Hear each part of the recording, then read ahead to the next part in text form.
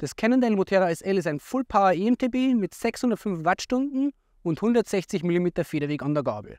Und trotzdem wiegt das Bike unter 20 Kilo. Und wir ziehen heute den Akku von dem Bike mal leer, um zu sehen, ob es bei der Sache einen faulen Kompromiss gibt oder ob das Bike tatsächlich neue Maßstäbe im Bereich der EMTBs setzt.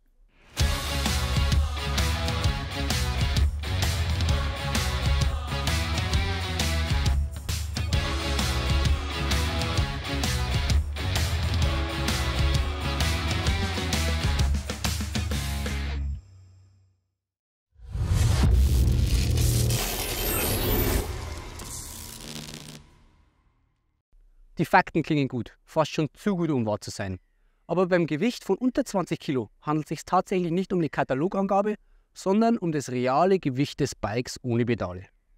Und mit Shimanos EP801 Motor und dem dicken Akku ist es ein ernstzunehmendes Full Power EMTB, das aber im Bereich der Light EMTB wildert. Zum Vergleich, Santa Cruz Heckler SL ist mit Fazuas Ride 60 Motor und einem schmalen 430 Wattstunden Akku ausgestattet und bringt 19,3 Kilo auf die Waage. Das deutlich günstigere Focus Jam Square SL ist ebenfalls mit Fazuas Ride 60 Motor ausgestattet und damit ein klassisches Light EMTB und wiegt 19,7 Kilo.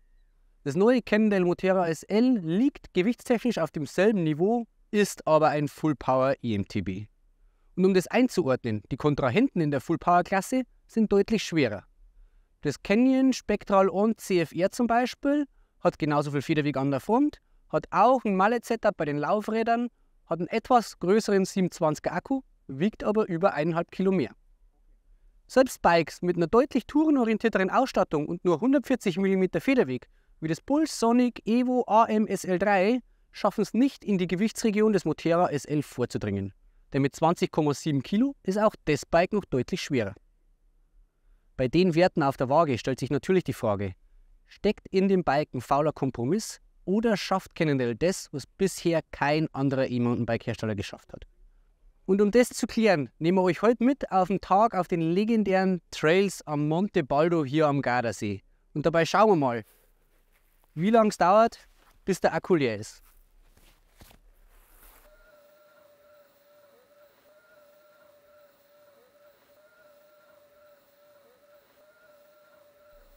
Kommen wir erstmal zu den Fakten. Das neue Moterra SL rollt auf Mallet-Laufrädern und hat 160 mm Federweg an der Gabel und 150 im Heck. Und damit gehört es zu den All Mountains und muss sich auch auf ernsthaften Trails beweisen. Das neue Moterra SL löst keine der bestehenden Moterra-Plattformen ab.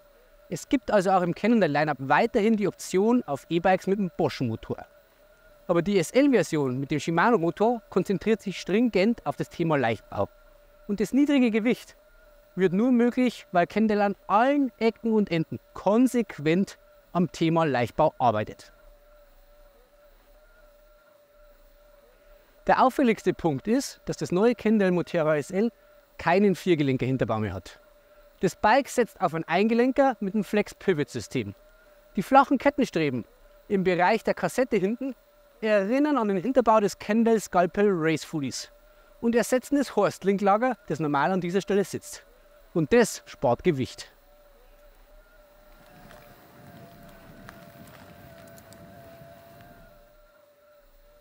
Außerdem kann man den Akku zum Laden nicht aus dem Unterrohr entnehmen. Wer neuen Saft in den Akku bringen will, muss das Bike in die Nähe der Steckdose bringen. Das geschlossene Unterrohr ohne Öffnung und Schnellverschluss für die Akkuentnahme macht eine deutlich leichtere Rahmenkonstruktion möglich.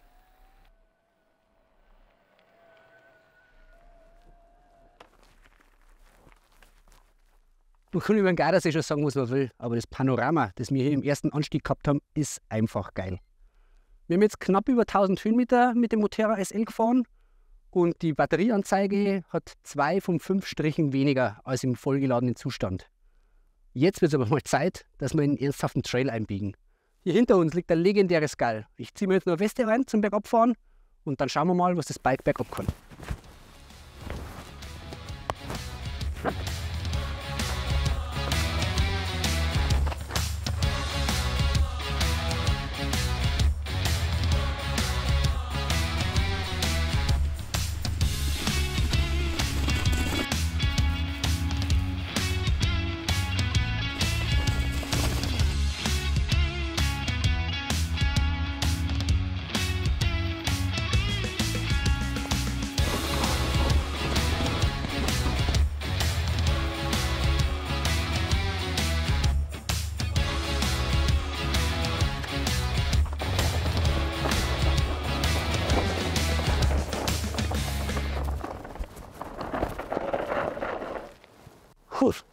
Die Trails am Gardasee haben nicht umsonst ihren legendären Ruf.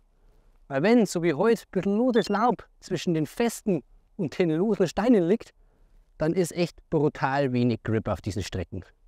Und da ist schon ein bisschen Mut gefragt. Aber ich muss sagen, das neue Kendall Moterra SL meistert die Situation echt souverän. Der flache 63 Grad Lenkwinkel gibt dem Bike eine gewisse Laufruhe und das kleine 27 Zoll Hinterrad agiert aber gekonnt als Gegenspieler.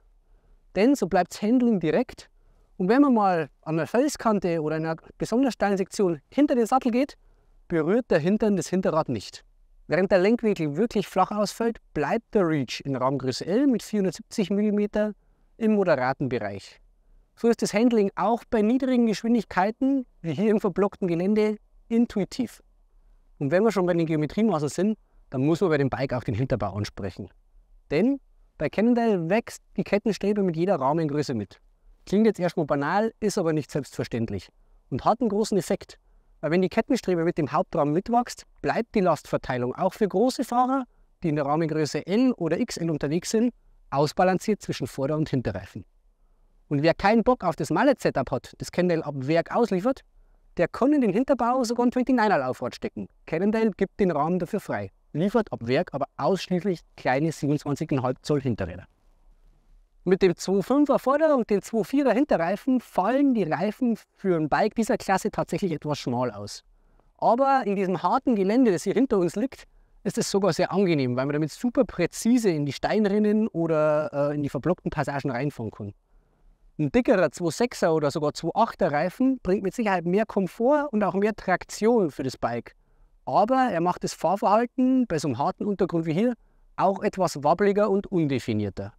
In dem Punkt ist mir das schmale Setup, das Cannondale hier verbaut, sogar lieber. Und für den Pannenschutz verbaut Cannondale nicht nur eine Exo Plus Karkasse, sondern ab Werk im Hinterreifen auch ein Tire-Set. Der Tag heute ist nicht mehr allzu lang, aber 2 Striche im Akku haben wir noch und da schauen wir mal, wie weit wir kommen damit.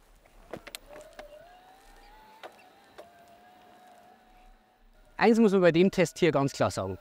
Auch wenn die E-Mountainbikes in der Mountainbike-Szene einen schweren Start hatten, sind sie mittlerweile ein geiler Shuttle-Ersatz. Denn wenn du einen Anstieg wie den hier nicht aus eigener Kraft hochtreten kannst oder willst, musst dich heute nicht mehr in einen stickigen 9-Sitzer reindrucken, um nach oben zu kommen. Full-Power EMTBs machen solche Anstiege mit wenig Kraftaufwand möglich. Auch wenn die Motorenbezeichnung EP801 nur einen geringfügigen Unterschied zum Vorgänger, dem EP8, vermuten lässt, muss ich sagen, merkt man in der Praxis doch einen deutlichen Unterschied. Denn der Motor schiebt nicht nur unten raus beim Anfahren deutlich kräftiger als sein Vorgänger, sondern liefert auch in der Spitze etwas mehr Leistung. Und damit ist das Shimano-Aggregat powertechnisch gesehen erstmals in einer Liga mit dem Bosch CX-Motor. Was ihm leider geblieben ist, ist das nervige Getriebeklappern in der Abfahrt und ein etwas schriller Surton beim Bergauffahren. Hier sind die Light-EMTB-Motoren vom Fazua oder TQ deutlich leiser. Aber mit Motorensound ist es halt wie beim Auto. Ein V8 blubbert halt etwas lauter als ein Dreizylinder.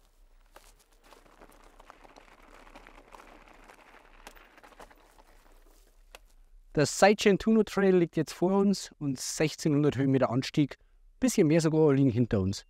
Und gerade eben ist die Akkuanzeige von 2 auf 1 Strich runtergefallen.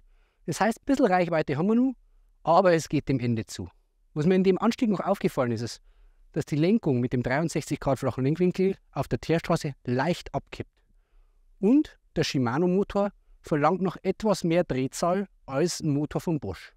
Wenn man hier wirklich effizient vom Fleck kommen will, dann muss man zwischen 75 und 85 Umdrehungen pro Minute an der Kurbel hinlegen. Die Höhenmeter, die wir heute mit dem Bike abgespult haben, spiegeln aber keine repräsentative Messung wider. Erstens bin ich ein sehr leichter Fahrer. Mit Helm, Rucksack, Schuhen und allem Pipapo bringe ich ungefähr 75 Kilo auf die Waage. Und zweitens haben wir heute eine Außentemperatur von 6 bis 7 Grad gehabt. Das schmälert die Kapazität der Batterie etwas. Dennoch finde ich, kann sich das Ergebnis sehen lassen. Man kann mit dem Bike hier Touren mit 1500 Höhenmeter und mehr ohne Reichweitenangst bezwingen. Und das mit einer ordentlichen Full-Power-Motorunterstützung. Aber jetzt vernichten wir erstmal die Höhenmeter, die wir gerade hochgeschraubt sind.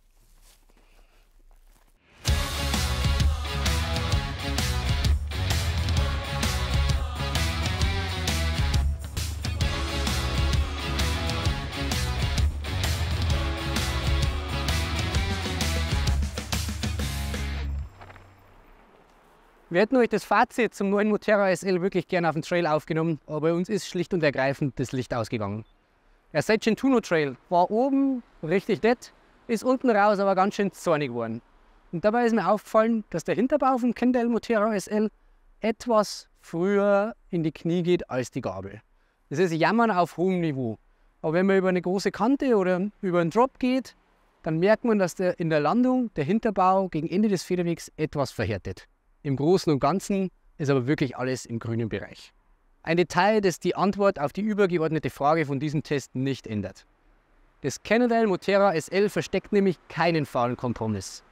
Es kombiniert ein leichtes Gewicht mit einer guten Reichweite und extrem viel Fahrspaß auf dem Trail.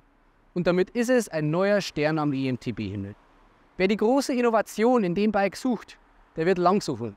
Denn das Bike ist nicht von einer riesengroßen Innovation geprägt, sondern von vielen Details. Die Ingenieure und Produktmanager haben sich wirklich jede Ecke angeschaut und dort, wo es sinnvoll ist, Gewicht gespart und so ein super leichtes EMTB mit Full-Power-Motor auf die Laufräder gestellt. Ich bin mir ziemlich sicher, dass das Bike hier eine neue Marschrichtung in der EMTB-Entwicklung vorgeben wird, an der sich auch andere Hersteller orientieren werden. Und bei einer Sache bin ich mir auch noch sicher. Nach so einem langen Tag auf den ruppigen Trails hier vom Gardasee gehen wir hier hinten jetzt noch ein Bierchen. Ciao, una birra.